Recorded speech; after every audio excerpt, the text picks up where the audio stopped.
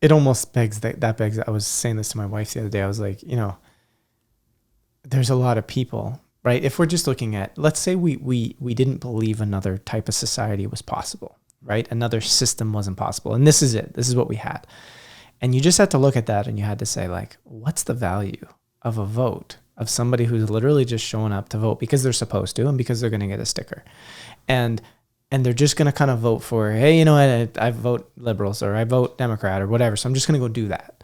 Or I vote Republican, I'm conservative, I'm just going to go do that.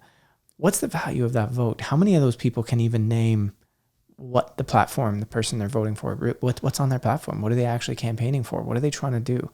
What is the value of that vote, right? And it's a fascinating question because it leads for me to the next question, which is ultimately, how much can we expect to get done, to change, to be, beautifully held in our favor, if you will, as people, which is kind of what government's supposed to do, is stewarding a group of people. How much can we expect to get done in our existing systems? And is there an invitation, at least in my perspective there is, to say it's time to pull out of these existing systems? But it doesn't mean go put your head in the sand. It means you need to be engaged on a grassroots. You need to still figure out how you're going to engage with the politic of society in some way. But can we expect to see change in our existing systems? I can't answer that, but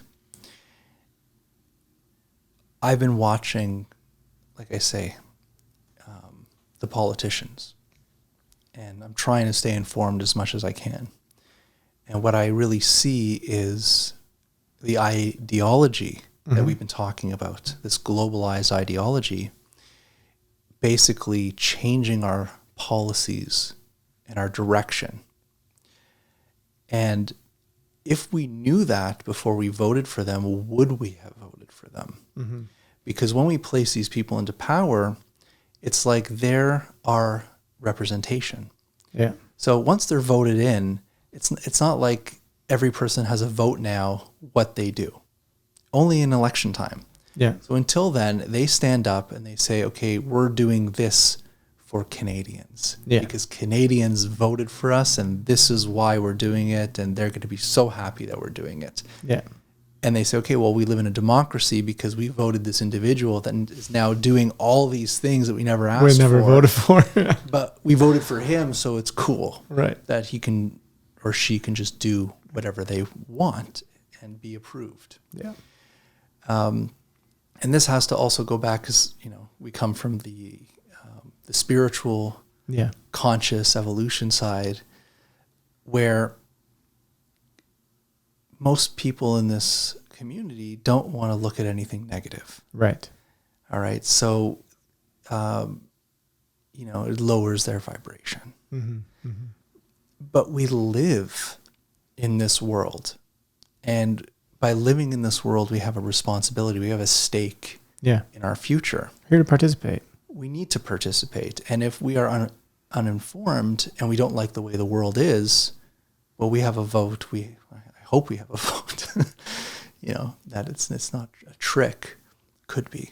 Yeah. But, we should have this kind of individual freedom of thought where we need to be informed, we need to vote, we need to see everything and how it is, and there needs to be discourse and disclosure. Yeah. So I know like a lot of people that are watching this, because I do a lot of things with energy and consciousness and things like, why is Jay talking about politics and all this stuff? Why? Because you kind of need to know what's going on in your world. Yeah. You can have the most incredible spiritual experiences that are mind-blowing, life-changing, but you still have to change your tire at the side of the road. For sure. Yeah. This has been probably one of the biggest pain points that we've gone through at Collective Evolution over the 14 years, which actually we're almost it's like we're like days away from being 14 years old. And one of the biggest pain points has been that if you're into this sort of spirituality or metaphysical, like I don't even like using the word spirituality anymore, because it feels like it's been so tainted by, let's say, beliefs or new agey ideas that I don't agree with at all. but that somewhat sound like some of the stuff I'm saying. So that it's like, it pushes you into this weird place. But if you're going to be into discussing the supernatural, metaphysics, consciousness, the nature of our reality, personal transformation, if you're going to be into those things, you can't talk about politics because it's bad, it's negative, it's, like everything, like you said. And we decided like very early on with Collective Evolution that no, the way you move forward with transformation is you must utilize the outside world as a representation of our inside world. And just because you're changing your inside world doesn't mean you never participate with what's happening in the outside. It's you're changing your inside to engage with the outside world in a new way and to be part of a person that ushers in, like, the idea of a shift in consciousness, which has been talked about a lot, which, I prescribe to the idea that something's going on.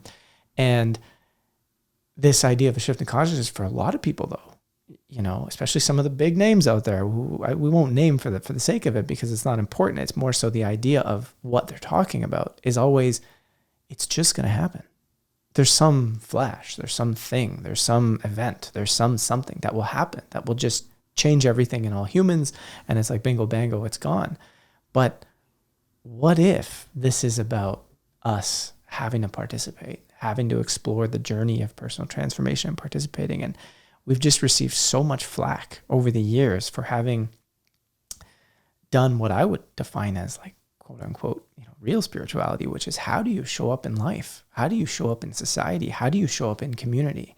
Can you be responsible for your state of being and for exploring, these other realms? But then how do you bring them back here? What do you do with them here? What does it mean here? And then how do we act? And it's been fascinating because COVID, at least from my perspective, took a lot of people that would give us so much flack about talking about the real world. And it snapped them into, oh my God, I realize why it's important for me to pay attention. But at the same time, there's a whole bunch of people who detracted and said, I'm never paying attention again. So it's a fascinating dynamic that's playing out. I would say that there's this element of escapism. Mm-hmm. And we live in a world that's hard. There's no denying that we are in a difficult world. Mm-hmm. Philosophers, spiritual people for thousands of years, they have the question, why do we suffer? Yeah. This is the biggest question of humanity. Why is there suffering in this world? And it's not going away. There's still suffering. So we live in a world that's difficult, mm-hmm. and we have to face challenges. And when we're offered a spiritual perspective of, let's say, like everything's perfect, love and light, and, everything is in this kind of divine will where an event is going to happen in the future and suddenly you're ascended and everything is great. Mm-hmm. It's a way of just letting go and saying, oh, finally I found the answer. I don't have to, I just have to focus on my own self, my own ideas, my own vibration, love and light, and I'm just going to be fine. I've seen the opposite of that, being in this community, being around thousands of people that kind of get caught up in this. It's like they can put their faith into this so much that they lose their jobs, they lose mm-hmm. their finances, they lose their house, they lose their family, and they become so isolated. Mm-hmm. And they're just sitting there waiting, saying, okay, now everything is destroyed, but my faith is so strong that, we're going to enter into 5D tomorrow and we'll be fine. Yeah. And I know many individuals that have had their life destroyed by that. Same. Thanks so much for watching this clip. You can listen to this full episode via the link in the description below. It's also available anywhere you currently get your podcasts.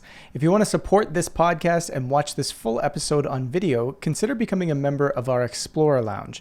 As a member, you get access to exclusive video content. You can watch full episodes just like this, ad-free, and you get access to a private social network where you can discuss and learn about many topics with a like-minded community of changemakers. Being an Explorer Lounge member brings you great benefits, plus you're directly supporting our dedicated team here at Collective Evolution and The Pulse.